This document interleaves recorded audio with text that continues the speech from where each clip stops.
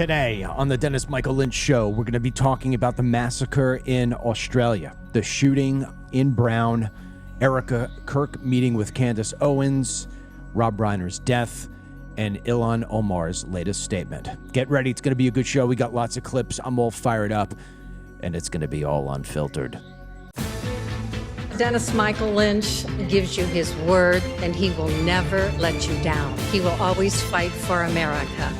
The only one who really puts his money where his mouth is Dennis Michael Lynch. Hello, I'm Dennis Michael Lynch, and I thank you for joining me today. It is Monday. It is a cloudy day here in Florida. I expect a little bit of rain. It's been cold. I don't like the cold. You know, it's funny. The warmth in Florida never gets old. And with the horrible things that took place yesterday at Brown University, I was looking at some of the interviews they were doing, and there was snow dropping. And I said, man, I don't miss that. I don't miss that at all. With that said, yesterday, we talk about yesterday. Yesterday may have been one of the most busy news days I ever remember going through. I mean, Ryan and I were working yesterday all day long because we have a new app coming out for Team DML. In fact, that should launch next week. And we were making some new revisions, and we got some really cool stuff going on Team DML. And every 2 seconds, there's something new coming up. I mean, all the way last night until 11:45 at night. Finally, I just crashed. I mean, it was like nonstop posting to Facebook and to X, and even now Instagram as well. And, you know, unfortunately, the news from yesterday is just horrible, horrible, horrible, and more horrible. And so we're going to cover a lot of that here today. I want to give you a warning.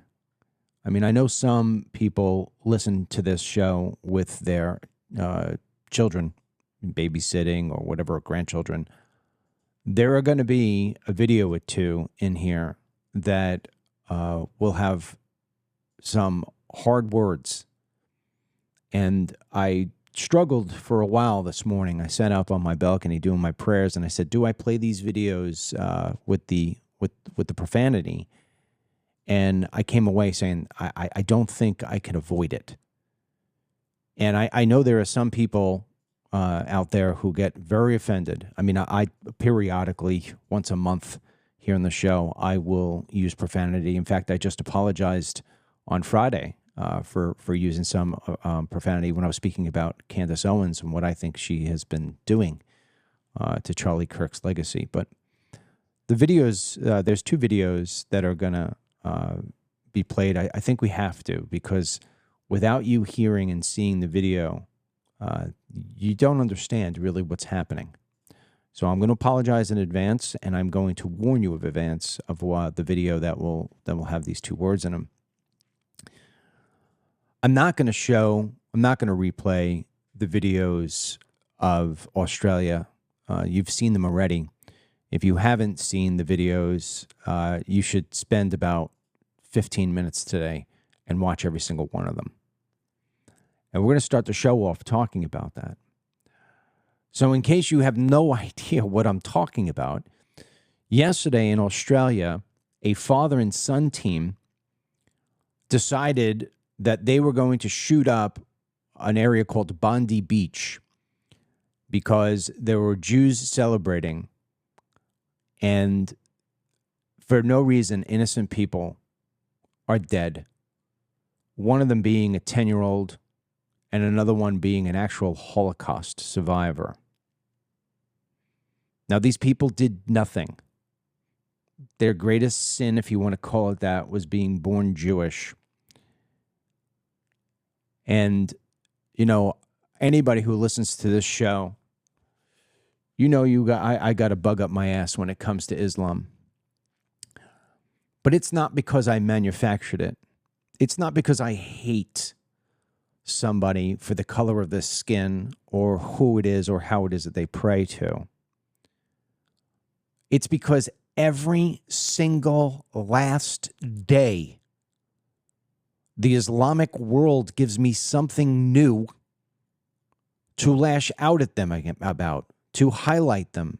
I mean, how many times have I said to you on this show in the past few weeks that I wish I could just be talking about something else? I mean, I'll give you an example. I've told you that my health insurance is $3,300 a month for a family plan. My son is still on the plan. He's got one more year. Obviously, my high school daughter is still on the plan. And Mary and I, and it's a little bit more expensive than it would be otherwise because we have our doctors at the Mayo Clinic. And the Mayo Clinic will only take certain Blue Cross insurance. So we pay $3,300 a month. And over the weekend, we had a couple friends over, and we were discussing about, renewing health insurance. And Mary has purposely not told me what the premium is going to be this year. And finally, in front of our friends, the topic came up, how much money health insurance is right now. We were talking about Trump and how it is that he has got to do something to lower the costs of living here in the United States, or else we're just going to get run over in the midterms. And everybody started talking about the insurance. And I called out Mary, right? I said, Mary, you haven't told me, what's the premium going up from $3,300 to what? And with all of our friends there, she had no choice. And she's not going to lie. She said $4,800 per month. I mean, I was dead in my tracks. So we're going to be talking about that this week, trust me. But that has to be put on the back burner. Because what we saw yesterday in Australia, where the two Islamics are just showing how hateful the religion of Islam is. What happened in Australia can happen anywhere. We saw it happen in Washington, D.C., where two guardsmen were shot by an Islamic, right?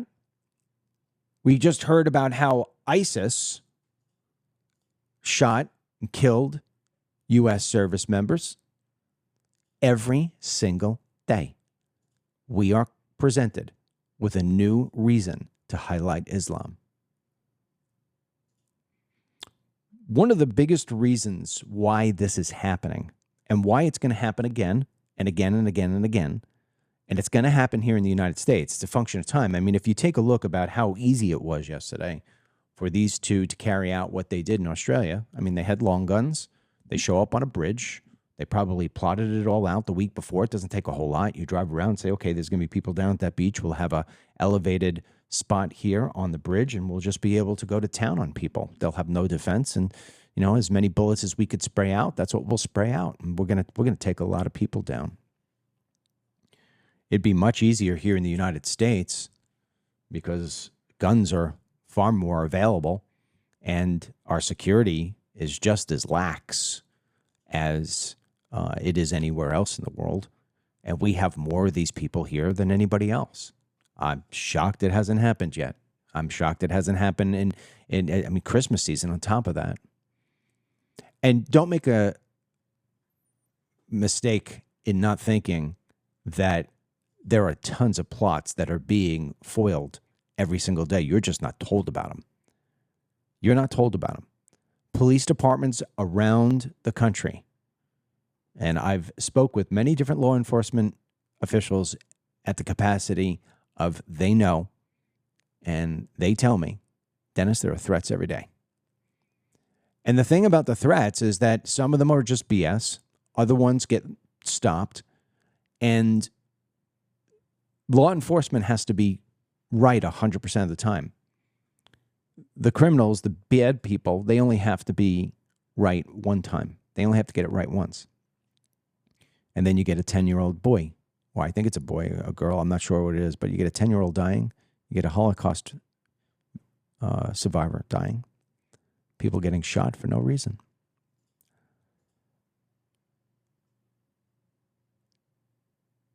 Other than Islamic hatred powering all of this, political correctness is a cancer. It kills. Political correctness is killing our country, and it is killing the entire world. And because of that, because of the mass destruction that is caused from this political correctness, Islam is growing, it's getting stronger, and it's metastasizing. Islam is smart. They understand that they can take advantage, full advantage, crazy full advantage of our political correctness. They play into it. In Australia, just a couple months ago, there was a press conference. There was an Islamic man who got up and explained that ever since October 7, 2023, that in Australia, there has been an incredible backlash against people of Islam.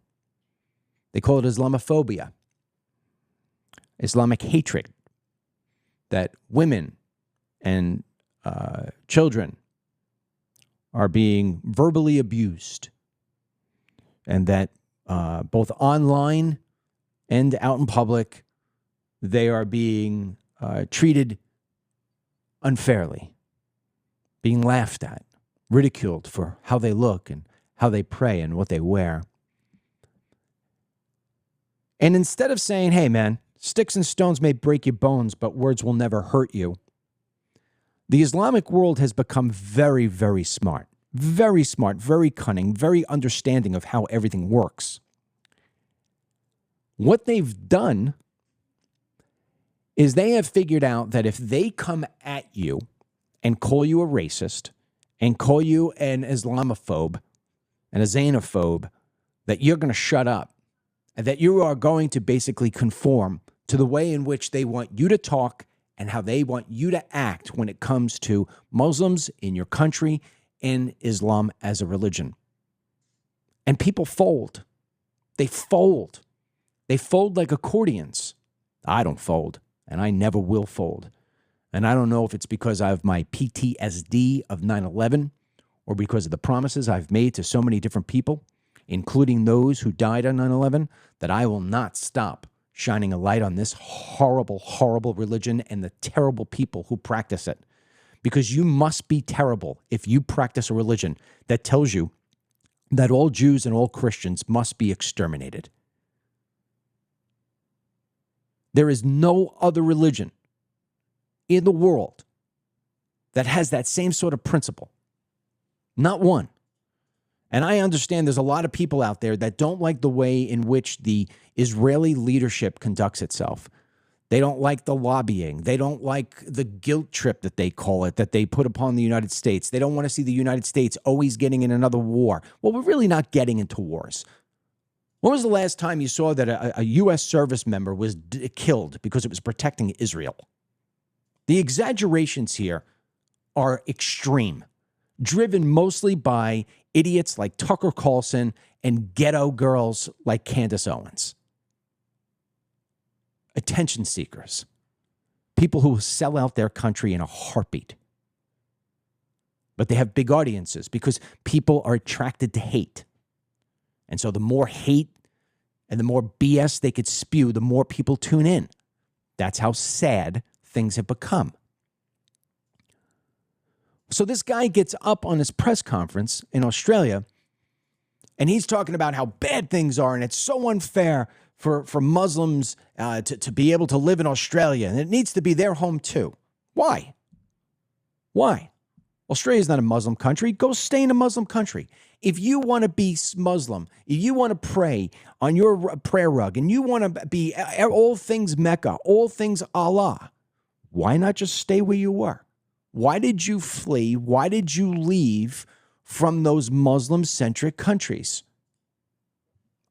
I can tell you right now, as a Christian who loves his God, who loves Christmas, who loves Easter, who loves all of those sort of holidays and loves the whole idea of spreading Christianity, why would I leave my heavily Christian city, my heavily Christian town, and leave to go to Syria?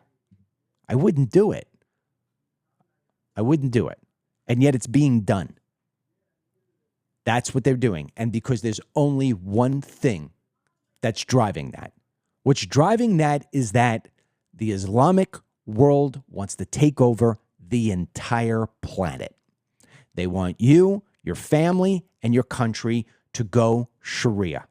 We talk about it every single day, and these people always prove me true. There's no conspiracy here. So this guy gets up, and he's got this press conference, and he's making the whole country of Australia feel guilty, as if they're doing something wrong. And so what happens? The white prime minister gets up and says that the people of Australia cannot be Islamophobes. You can't make this stuff up. Just a couple of months earlier, a couple of months leading up into yesterday's massacre, the prime minister told his own people that there's nothing to worry about. Play. Australians should be able to feel safe and at home in any community. The targeting of Australians based on their religious beliefs is not only an attack on them, but it's an attack on our core values. We must stamp out the hate, fear and prejudice that drives Islamophobia and division in our society. It's not prejudice. It's intelligence. It's smarts. Right? It's smarts. Would this prime minister say, we need to stop with the anti-crocodile rhetoric in this state, this country? We need to stop with the anti-great white sharks sentiment in this country? No. Crocodiles kill people. Great white sharks kill people. Stay away from them. If you're going to provoke them, you're going to swim with them, you're going to feed them, you're going to get hit. Why is it racism? It has nothing to do with racism. I don't want to be around people who think I'm the infidel. I don't want to invite people into my country who want to kill off my religion, who want to destroy my culture, who want to upend everything. Why does everybody who has any sense of power have to play that card? Why do they all fall to the same BS? No. Stop telling your people that they're the problem. The problem is the incoming, and that you're allowing that incoming to come. We don't want it. We don't need it, whether it's in Australia or whether it's in the United States or whether it's in the UK. I said it the other day, and I'm going to repeat it. Let China be for the Chinamen. Let the Muslim world be for the Muslims. Let the United States be for the Christians. You want to sprinkle in other people? They want to conform. They want to say, hey, I love your culture so much, even though I don't buy into your Christian religion. Okay. But you're going to have to accept our culture. You're going to have to accept our laws. You're going to have to accept what we are. And if you're not going to accept it and you want to change it and you want to fight it and you want to tell us you suck, we don't need you. We don't want you. Leave. And if you're going to come here and you're going to start being a threat, I got to worry about it. I got to sleep with one eye open to see whether or not you're going to kill me because you don't like who I pray to. Get out. The prime minister's job is to protect Australians, not to open them up. That guy's got blood on his hands today. He has blood on his hands of 15 people who were just trying to celebrate and go to a beach. What a prick. If those were one of my relatives, I'll let it go without saying what happens. So this whole thing unfolds yesterday in Australia. And so this prime minister comes back up. And you would think for a moment that he would sit there and say, maybe I should revisit the words I had to say just a couple months ago. Clearly, Islamic terror is a bigger problem than I thought. Listen, I made a mistake. I apologize. We're going to take measures to keep you safe. That's not what he said. Here's what he said instead. And I want to conclude finally by saying that the government is prepared to take whatever action is necessary. Included in that is the need for tougher gun laws.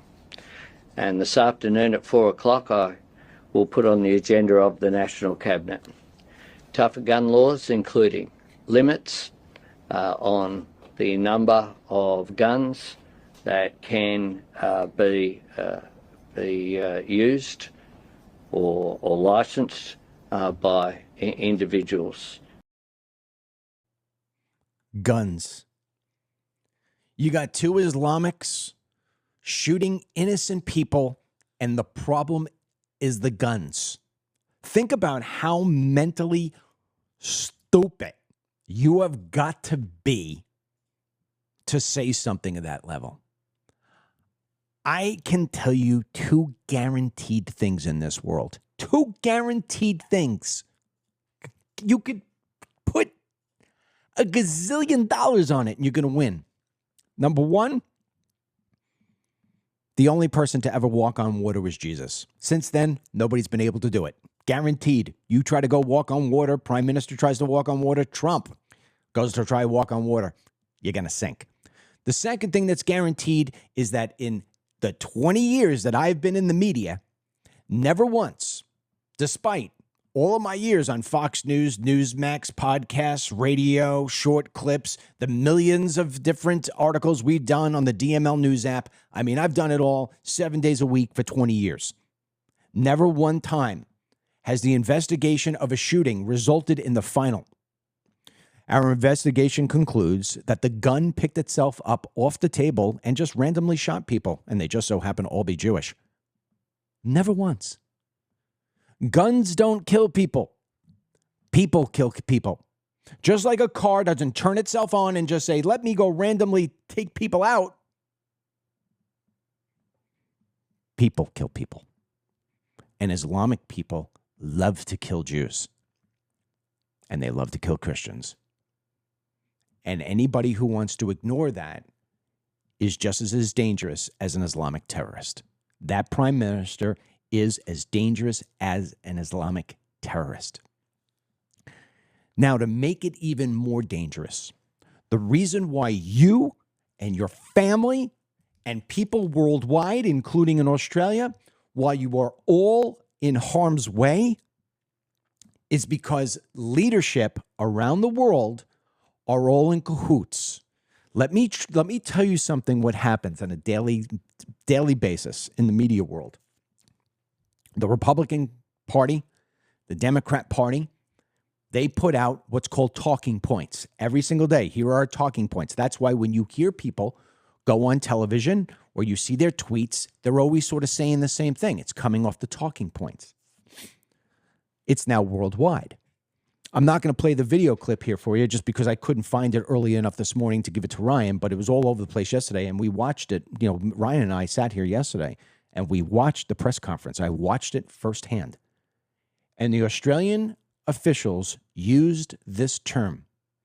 Today, there was an attack, an anti-Semitic attack. I get it. An anti-Semitic attack. So that's what we're going to call this now, an anti-Semitic attack. We're not going to call it for what it is, which is an Islamic terror attack.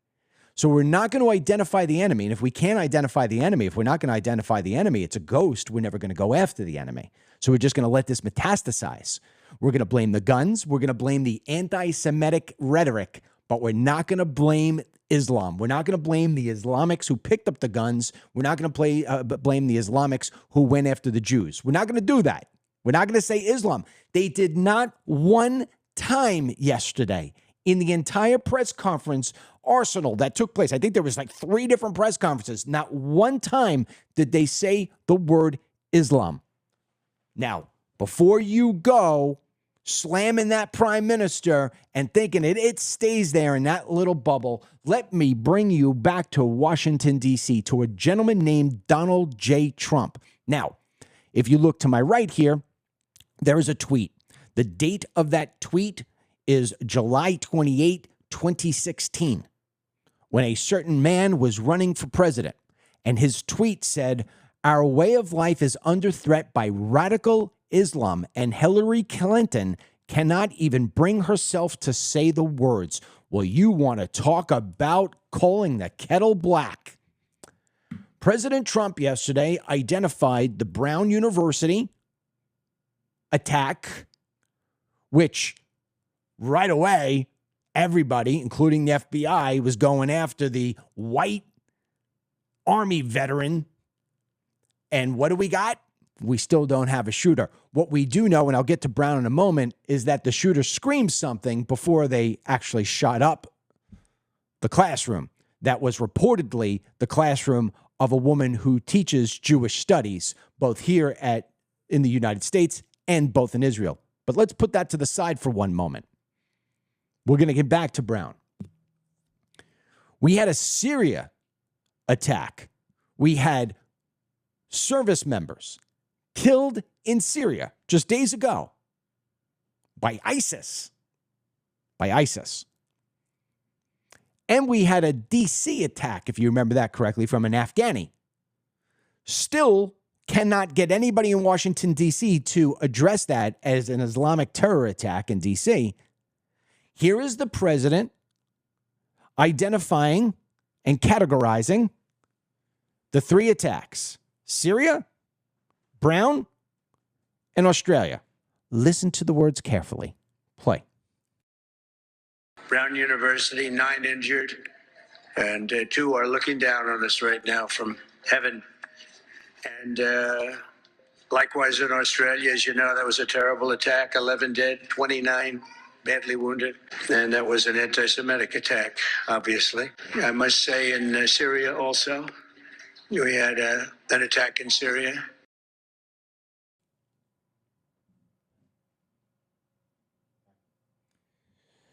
So, there we go again. An anti-Semitic attack.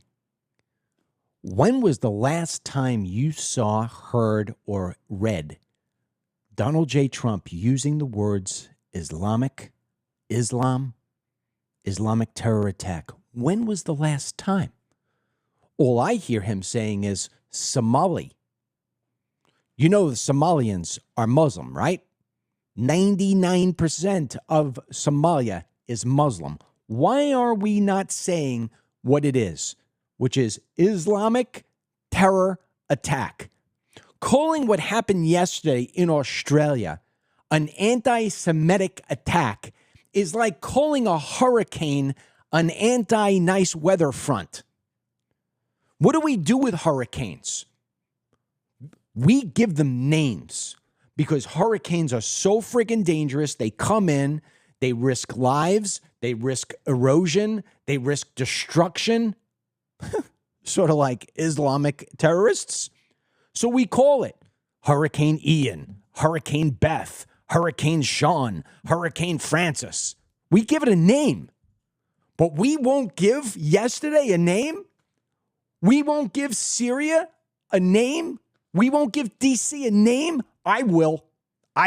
Let me tell you something. If I were the president of the United States of America, what I would be doing is I'd be standing up and saying, in Syria, we made a huge miscalculation, and I apologize to the American citizens, because the American citizens said to themselves, Mr. President, why are you having the head of Al-Qaeda, who had a $10 million bounty on his head for 11 years. Why are you having him at the White House for basically a royal event? Why are you calling him a tough guy who's gone through a lot of tough stuff and a guy you kind of like? And then you're going to tell me that the service members were killed by ISIS? Dude, that guy is ISIS. You just had ISIS in the White House. You normalized him. And then you'll get the people who tell you, well, he's playing 4D chess and he's keeping his enemies closer. Really? How close do we need to get? How many service members need to die until we figure out that we're dealing with an Islamic terrorist? Where's that? Where's the one person who's going to give me what the 4D chess is going to get us other than freaking dead people, dead Americans? You're going to call Australia an anti-Semitic attack? Really? Why? Why did I get this guy who was calling out Hillary Clinton for not being able to identify the Islamic world and the Islamic terrorists and radical Islam? There is no radical Islam. There's Islam. But now he won't do it? Oh, man. You know what? Trump thinks he could walk down Fifth Avenue, kill somebody, and just get away with it. he's lost focus on what it is the American people want. It's getting old, man. It's getting really old. You're putting people's lives at risk. Like, seriously putting lives at risk. You know, I find it amazing. The two biggest Jew haters on the internet, Candace Owens and Tucker Carlson.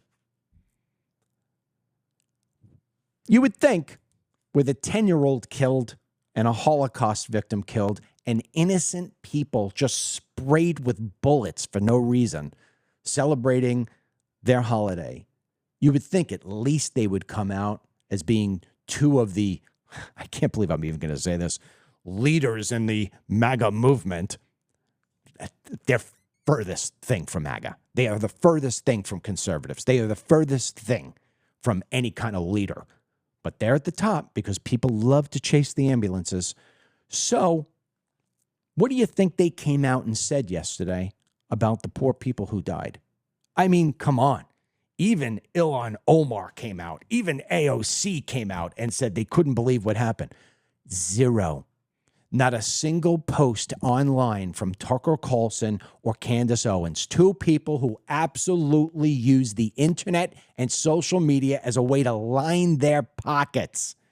Not a single thing said. Zero. Not a single thing said. Our own president won't say the words Islam. He won't say the word Islamic terrorists. Not a single thing. So if you don't identify the enemy, if you won't recognize the enemy, then you don't have an enemy. You imagine going to the doctor and saying, "Doctor, you just took a scan. What did you find?" But the doctor doesn't want to say the word cancer. So he says, "Well, we found some anti-healthy cells." Well, what are we going after? Well, we have some anti-healthy cells. There you go. You don't want to say brain cancer? You don't want to say lung cancer? You don't want to identify what I'm up against? That's not leadership. Oh, no, that's not leadership at all. Not everybody in Washington, D.C. has given up on saying what things are. There was a senator named Tuberville, and he just got up and said, "We got a problem here with Sharia law, and we should probably address it." Take a listen. This is a major national security threat. Radical Islamists have proven over and over again that they are willing to do whatever it takes to kill just one American citizen. And it didn't just happen overseas. It has been allowed to fester and is alive and well in our very own country, just waiting for the right opportunity to attack. So now's the time to act, because if we don't, we're going to lose this country we know it. Open your eyes, America. The values of this country was built on cannot coexist with radical Islam. It doesn't work. It's one, our Constitution, or the other. You can't mix them. This isn't a Republican or Democrat issue. This is an American issue. Just look at Europe. We are headed down the same dark path as what Europe's going through now if we don't wake up. We need to permanently shut down Sharia law in this country before it's too late. Wake up, America. Now, not only do I agree with this man's statement, but I want to read one that I just had come in. It says, "Dennis, you are just as much a tiny hat," which means a Jew, because they're talking about the hell they call that? A yarmulke. He's talking about a yarmulke. "You are just as much a tiny hat shill that supports actual genocide in Gaza." And here's the greater issue as well. If I say I stopped eating sugar because it's toxic, is somebody going to come to me and say I'm a racist because I'm eating eggs? It's like, what? Exactly. It's such a stupid comment. So what's happened is, and people don't understand this yet, they haven't figured it out, and I feel bad for them in a certain way. And I'm glad that comment's there because it's a great prelude to the next video, which, by the way, I'm giving you a heads up warning. There are some very ugly words said in this video. I mean, the worst of profanity is coming in this next video. For some reason, the Tucker Carlson, Candace Owens, Nick Fuentes crowd has made an argument, which is bought and paid for by the Muslim world, by the way. You just don't know it. Is that if you say you're anti-Islamic terrorist, you somehow become pro-Israel. Sort of like if you don't eat sugar and you eat eggs, you hate chickens because chickens have to get killed in order to have better eggs. They don't really get killed, but you get what I'm talking about. They eventually get killed for chicken. Why does one have to equal the other? That math doesn't work. If I'm a Christian and I don't like Jews and I still hate Islam, are you going to come back and say that I'm a Jew lover, that I'm a genocide supporter? The argument is so ass backwards and laden with propaganda that it's almost,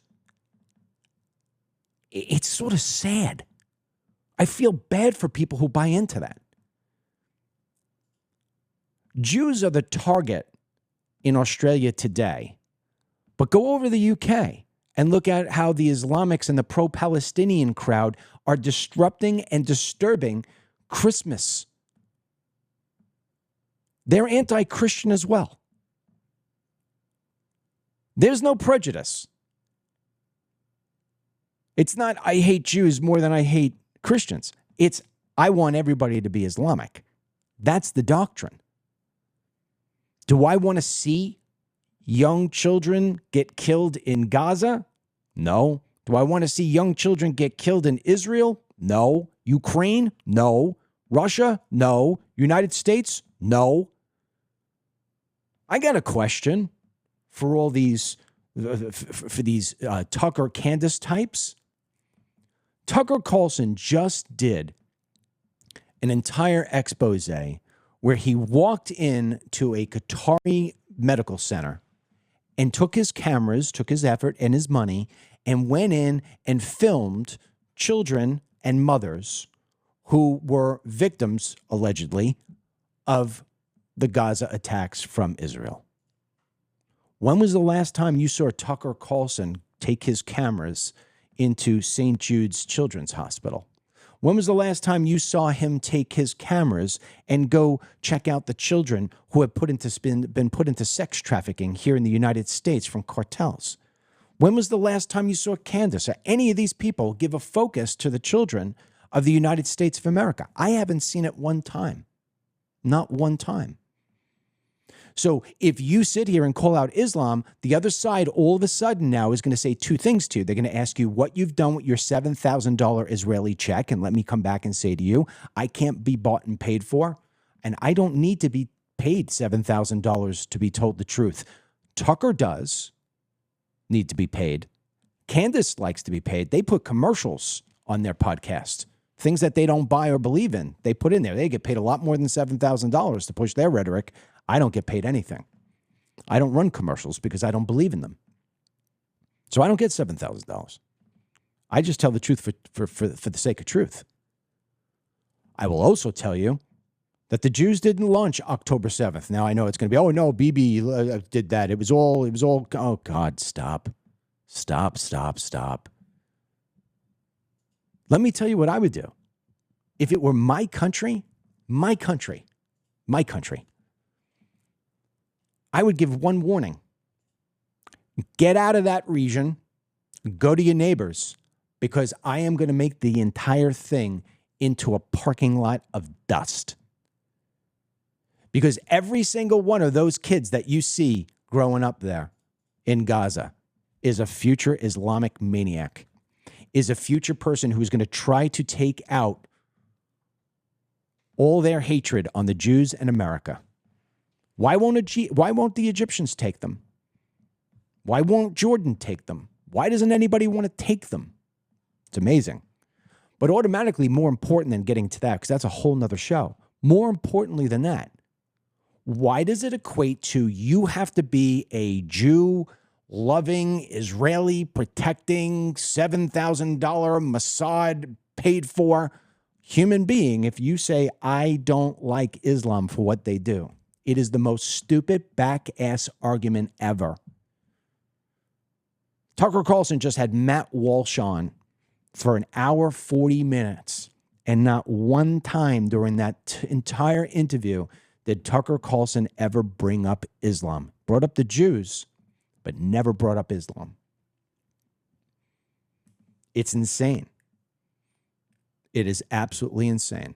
When was the last time you saw Jews or Italians or Irish or Russians go on a bridge and just shoot innocent people? The people of Gaza who have died in Gaza, they are casualties of war. Whether you agree with that war or not, that's a different topic. Let's not mistake for what it is that we're dealing with here. Okay? Because that kind of message, whether they realize it or not, is bought and paid for by the Islamic world, trying to make it so this way everybody refocuses on who is the enemy. Who is the enemy? Yeah. The Candace and Tuckers of the world have done a great job in making people hate Jewish people. I don't hate any people. I don't hate anybody. I don't wish death on anyone. I don't wish death on their religion. I don't wish death on a color. Nothing. But those people that I'm talking about right now, these are people haters. They hate people. This video was captured in New York City. Apparently, the girls who were sitting at the table were listening to this man, and based on their account, this guy and the people he was with were reiterating things that they've heard Tucker and Candace Owens say about Jews. And they said something to the man because of the ugly commentary he had. And here is the reaction, the hate-filled reaction that a man who looks like in his 50s or 60s gives off. It is pathetic, and I give you a warning. Words are being used in here that I would never even say. Go. Fuck you, bitch. You're an ugly fucking cunt. Post me everywhere you fucking want, you ugly fucking Zionist. We will rid this country of fucking you by all fucking means. What's your name again, Ken? What's your name, cunt? Oh, you fucking cunt! Can you imagine that? Can you imagine the amount of hatred you have?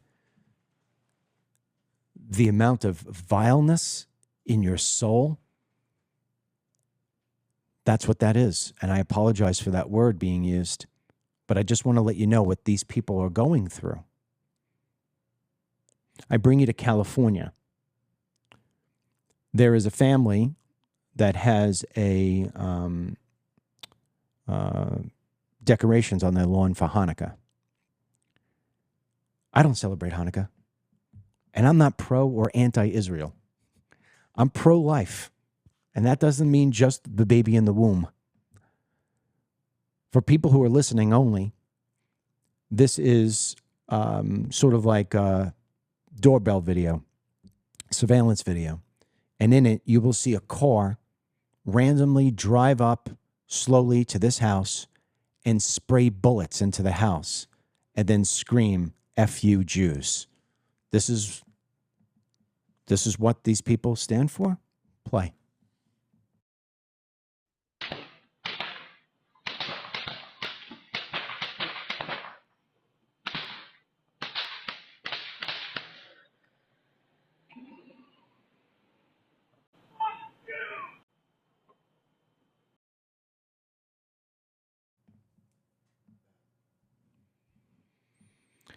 So if you're somebody who thinks that that should be done, because let me say this to you. I mean, I've highlighted Dearborn, Michigan. If somebody said to me, I'm going to go spray bullets into that house that has a Koran sitting on the outside of their stoop, I'd say, don't you dare do that. What is wrong with you? You don't shoot at somebody's house. You don't shoot at innocent people. You don't even shoot, even if those people are filled with hate. You don't do that. You don't do that. But this is how the Candace and Tucker and Fuentes crowd is now handling things. The Dave Smiths, this is how they're all handling it. They want to be exterminators. That, to me, that's not conservatives. You can't call yourself a conservative if you want to see a group of people die. That just makes you demonic. That's the demonic party. I bring you to New York. There's a thing called the Young Republicans. I think I've actually even given a speech one time to the Young Republicans. Going back years and years and years ago. So they have a gala in New York City. In fact, if I'm not mistaken, I think there were a couple of big names there. I think Benny Johnson, commentator, in case you don't know him, he was there. It was sort of a black tie event. And what I'm guessing, a Jewish young man, looks like he's about in his 20s. He was trying to make a point. And so he didn't like that many of the people who were invited to that Young Republicans party were anti-Semites. And so he went in and he had SWAT stickers on his arms. And he was protesting and trying to make a point. Not that I agree at all with his approach. I think by doing sort of that sort of thing, he's no different than the pro-Palestinian people who go in and try to disrupt things. He could have sat outside and done things more professionally. I'll be the first one to say it.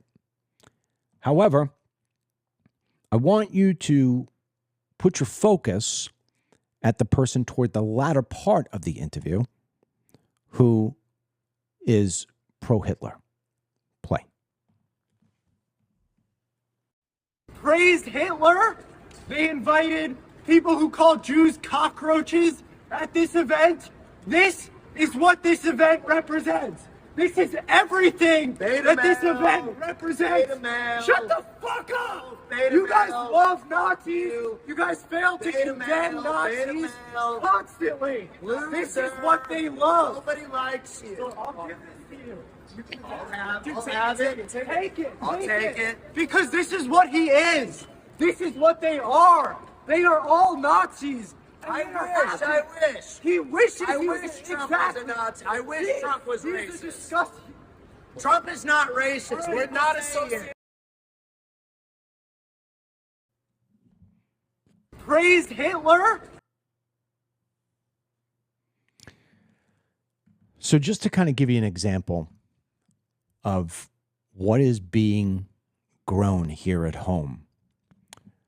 So the gentleman who put out those ugly comments, he truly is a very proud racist. And I think what's happening is that there is becoming a very blurred line as to what a racist is. Because people now are openly saying, yes, I'm a racist. I'm a racist. Nick Fuentes, just being on Piers Morgan's show, said, yes, I'm a racist. This gentleman, his name is Hayden McDougall. I don't know at what context this video is being taken, but it was definitely one where they knew the cameras were rolling. And I don't know who the young man next to him is, but clearly he's disturbed by what's being said here. For those of you who are just listening only, imagine a camera being on two men who are sitting in chairs like in an interview style. One of them is a young man who looks like he was just exercising, and the other one is that McDougall person who you heard say the stuff about Hitler. He is dressed in a suit. It's sort of weird, but listen to what he says. I'm a proud racist, but I wish everybody well. Why are you a proud racist? What? Proud. Why am I a proud racist? Just because we got to get the truth out about racism and that there's nothing wrong with it, and that white people need to become racist if we're gonna like take our country back. White people are colorblind and they think there's no difference between whites and other groups, and there is a huge difference. And they've just beaten us with this word. Like, the word racist is what stops us from having a secure border. Donald Trump is scared of getting called racist. You know, maybe that's why we're not getting the mass deportations. Until white people stop being scared of getting called racist, we're not going to take our country back. So I'm screaming at white people to wake up. This is why I want to normalize, you know, saying nigga, even saying nigger. Holy shit. But, okay, what are we doing, bro? There you go. I should have given you the heads up on the language on that video as well. Sorry, I forgot. But let me correct this young man in many different ways without going too long on a soapbox here.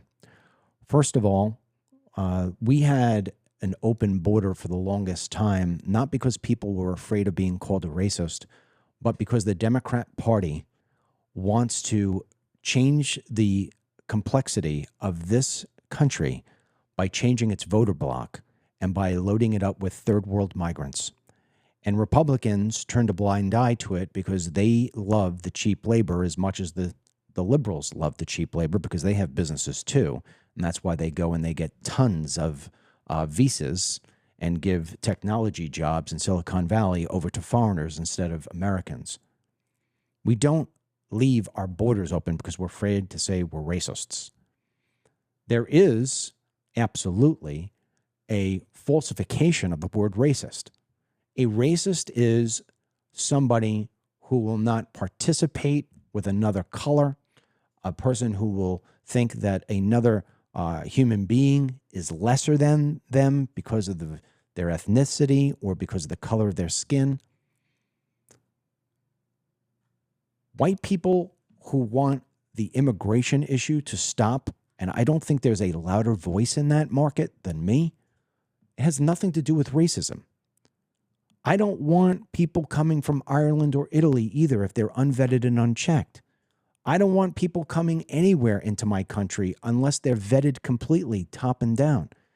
You know, they'll say things like, you're a racist because you don't want people who are of color, you don't want Islamic people, or you don't want Jewish people, or hold on, wait a second. Don't tell me I don't want brown people or anything like that. If I were to sit here and say, who do I poke most of my angst against, if you want to call it that, my rhetoric against, it's white Democrats. I'm an equal opportunity critiquer. This young man is being soiled. He is being dirtified by people who are out there for their own money, their own clicks, and their own sake of self-need to see their popularity rise. You don't have to be a racist to say that we need to limit our immigration. You don't have to be a racist in order to say the Somalis that are coming over here do not fit into our culture and lifestyle. You do not need to be a racist in order to say that 1 in 4 black men are facing felony charges at some point in their adult life. You don't have to be a racist in order to be able to say that, you know, black young males don't have fathers at home, and it's one of the reasons why they're out there, and number one way for a young black man to die is homicide. That's not racism. That's calling for what it is. Am I a racist against white people when I say that young white kids are using freaking cosmetic drugs more than anybody else? No. The messaging here,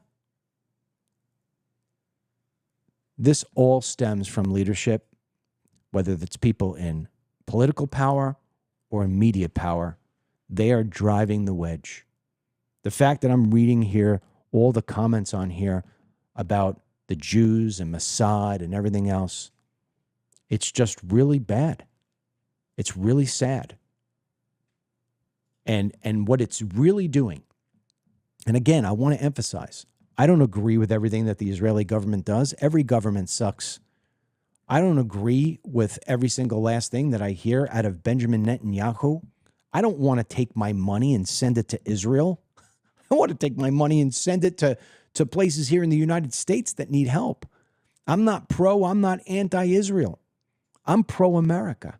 I'm the real America first. These other clowns are trying to make America first measured by how much you either love or hate Israel. That's as asinine as Trump calling yesterday's Australia an anti-Semitic attack instead of for what it is, an Islamic terror attack.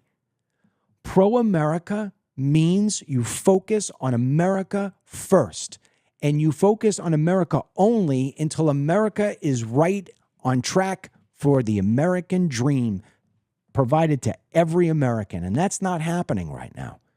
America First is protecting it against Islamic terrorism.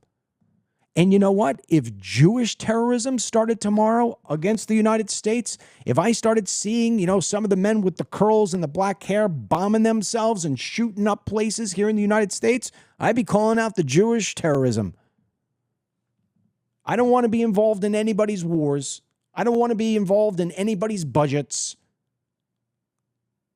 But I'm not going to sit back and pretend like we don't have an Islamic terrorist issue here at home and abroad. If you want to ignore that, you know what? You better pray hard. You're not the next victim. Moving on to Brown real quick. I'm not going to spend a whole lot of time in this. You already know what took place. I just want to highlight, and I wonder if I have her picture here. I wish I did, so this way you can see it. I'm not sure I do. Yes, I do. Here it is on the big screen right here. This girl to the right, she's one of the two people who were killed at Brown. Her name is Ella Cook. She's 19 years old. She was the vice president of the Republican Club. Unfortunately, you're not seeing her picture and everybody else's pic, on the New York Times and CNN. They're not really covering her all that much. They would if she was somebody else, but she's a Trump voter. She was the vice president of the Republican Club. And she's gone. She's gone. And we say a prayer for her. And, with my buddy, I have a good buddy of mine who reached out to me over the weekend. He said, "Who do you think did this Brown thing?" And I said, they say he screamed something before he shot up the place. So, sort of consistent with Allahu Allah Akbar. And then all of a sudden yesterday online, it was all about that they had arrested or at least taken into questioning. I don't think he was arrested. I think he was just grabbed as a person of interest. A white guy from Wisconsin who apparently was a veteran. And that was the narrative for a while. And then they released him. So my buddy just emailed me today, texted me today, says, "You're not out of the woods, babe. You still may have something going on there." Yeah, I might still be right. It's amazing to me how it is that the university has 800 plus cameras all over the place. It costs about $100,000 a year to go to that school, and yet the best image that they could give us is some guy walking from behind for 12 seconds. I mean, the ineptitudes, the level of I can't find my ass with both hands is on full display right now at Brown University. From the president of that university, who for 6 hours after the event still couldn't say what the kids were doing in that classroom. Now, Laura Loomer, whether you think she's a nut or whether you think she's the best in the world, she put up yesterday that the classroom that was shot up or the lecture hall that was shot up is usually occupied by a Jewish professor, I think her name was Friedman, who teaches Judaic studies and who also teaches over in Israel. So that's what Laura Loomer said. A lot of times she does get some inside information, whether she's right or she's wrong, stay tuned on.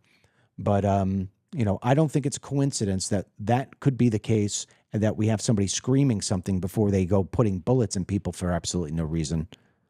Do we have that video, Ryan? Do we have the video of the kids in Brown? We do? Let's play it. Real quick, here is a video obtained by one of the kids who was in lockdown at Brown University. We will show you this. Play it.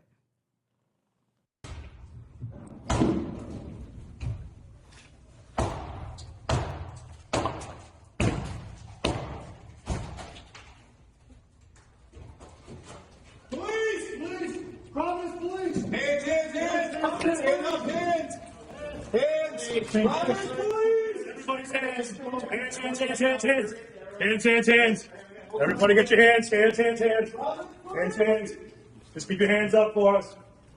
Obviously, there's something going on. We're here to help you. Just listen to what we have to say, okay? All right, breathe. Anybody hurt? No? All right, just listen to our commands. We will get you out of here safely. You know, with 3 kids who went to school at college, and my 2 sons went to the same college. My daughter went to one in New York. My 4th kid is about to go to college next year. I look at those kids in that classroom, and the parents had to be petrified. And things are really unhinged. They are. And we're being failed on so many different levels. This stuff never used to happen in our country. Now it's just becoming the norm. We're becoming numb to it. We're accepting it. And that's the problem. When we're accepting these sort of things and you get used to it, that's when they metastasize.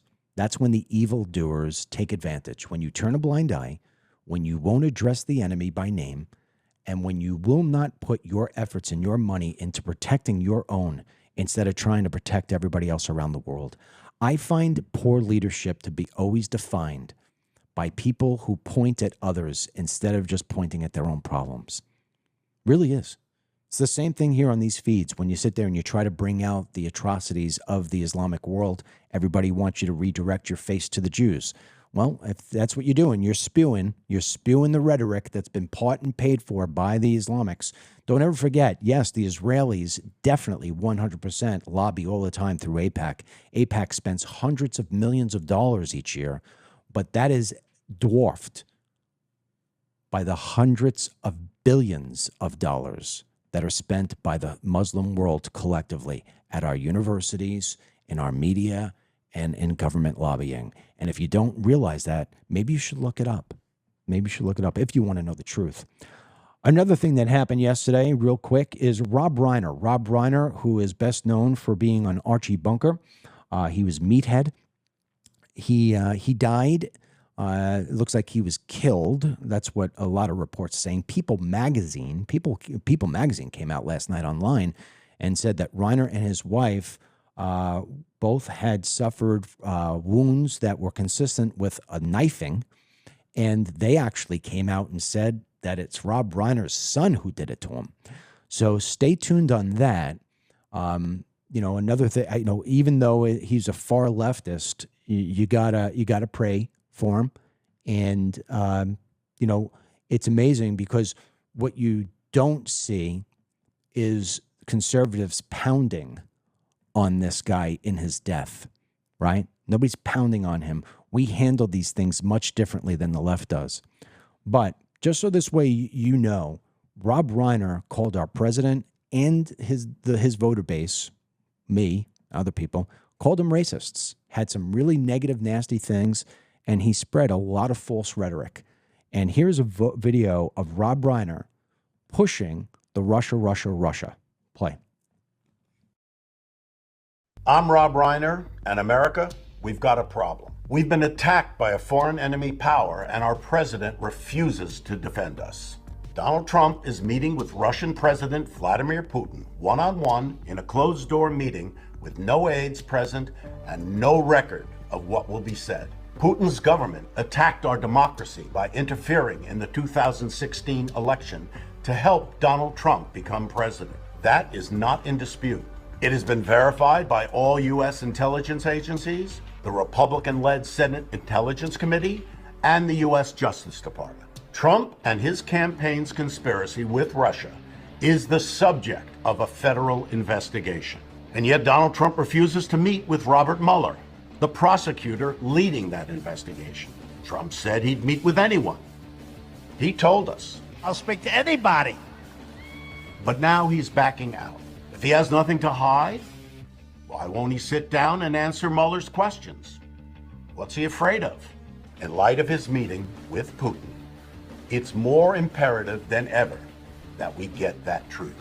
Join me in demanding that Trump meet with Mueller and answer his questions. You know, there's an old saying that you're only as good as your last act. And, you know, Rob Reiner was a great meathead. Archie Bunker, All in the Family, what a great sitcom that was. You imagine that trying to survive today? Oh my God, it would never find 2 seconds, let alone be the #1 show on television, which it was, by the way. But, you know, I'm not going to remember Rob Reiner for making me laugh as meathead. I'm going to remember the nasty things that he said and the lies he said about my president and about me and my family and about you. So, you know, the reason why I play that like that is I don't want to pound on this guy in his death. And his son was arrested, by the way. I failed to say that. But, you know, maybe it's a reminder of people, watch what you say and watch what you post, especially if it's hatred and it's unsubstantiated hatred like he did. You know, the video of him spewing a hoax is going to live on in infamy. People are going to watch that more than they will the meathead clips. I end every show when I can with Crazy Left, and today's Crazy Left is Ilhan Omar. President Trump and others, including myself, want there to be an investigation of Ilhan Omar. And from what some people say within D.C., that investigation has started quietly. But Ilhan Omar is now claiming that she didn't marry her brother. She's trying to spin the truth, maybe. Here's what she had to say over the weekend. Everybody knows I came to the United States at the age of 12, gained my citizenship at the age of 17, and I am an elected representative in the House of Congress, and so the House of Representatives in Congress. And so for me, you know, I look at it as a display of his ignorance, and I see it as a national embarrassment that he continues to say those kind of things, even though he does know what the truth is. Yeah. Everybody knows I came to the United States. I wind up saying the following things here. If you're somebody who is believing that anybody who wants Islam to be stopped in its tracks before it goes carrying out more needless murders, be it of U.S. citizens or people around the world, you know, you may want to think differently about trying to tie that to somebody being pro-Israel or paid for, because you're definitely misguided. And hopefully we could get the messaging back on track here about being pro-America and knowing who our enemies truly are. Because if we don't know our enemy, we're going to get conquered by it. And that leads me to say, Erica Kirk has agreed to meet with Candace Owens today. Today was supposed to be this big, huge streaming event where the folks at TPUSA, who now host the Charlie Kirk Show, were going to be revealing all the different lies that Candace Owens has spewed. And Erica Kirk, in her very Christian sort of way, reached out an olive branch to Candace Owens and said, why don't we meet instead of doing more tweets and live streams and things of that nature? And Candace Owens, because I think at this point knows that she does not have a freaking chance of surviving this whole thing, and she just can't figure out how to get from that corner she's painted herself in. Miss Kirk has given her a chance out. So my prediction here is that you're going to hear Candace Owens try to make herself sound all heroic, and that she's going to come out and say that she's not going to talk about this topic anymore, and she's going to allow the entire process of the court case against Robinson unfold, and then she'll comment maybe something at the end. I don't know what she's going to do, but Candace Owens just gave her, Erica Kirk just gave Candace Owens a Trump card. She just got a get out of jail card. And I don't trust Candace Owens, and I think Erica Kirk is making a mistake by doing this because it is going to come back to bite her. And you can't trust the likes of a Candace Owens, especially somebody who is just so obsessed with reading their own headlines and seeing their own face and hearing their own voice. This is going to come back to haunt her. Remember, I said that, and it should be interesting to see where it leads. I pray that Turning Point USA does not invite Candace Owens back into their world. If they do, I think they lose an incredible amount of respect for themselves, and I think they lose a lot of respect for people on the outside. I know for one, I would not be interested very much anymore in hearing what it is that TPUSA has to say. I think you need to understand that poison, the kind of poison that comes out of Candace Owens' mouth, and Tucker Carlson's mouth for that matter, has no place on stage. And when you platform these people, you give them a bad spot. That's my take. I ain't going to change my take for anybody, and that's how it works. Until the next time, God willing, is tomorrow. May God bless you. May God bless the victims of Australia, the victims of Brown, the victims of Syria. Islamic terrorism is a bad thing. We got to stop it in its tracks before it spreads too much. God bless you all. God bless your families. And even to the haters that were on here saying nasty things, I pray for you as well. We'll talk to you soon.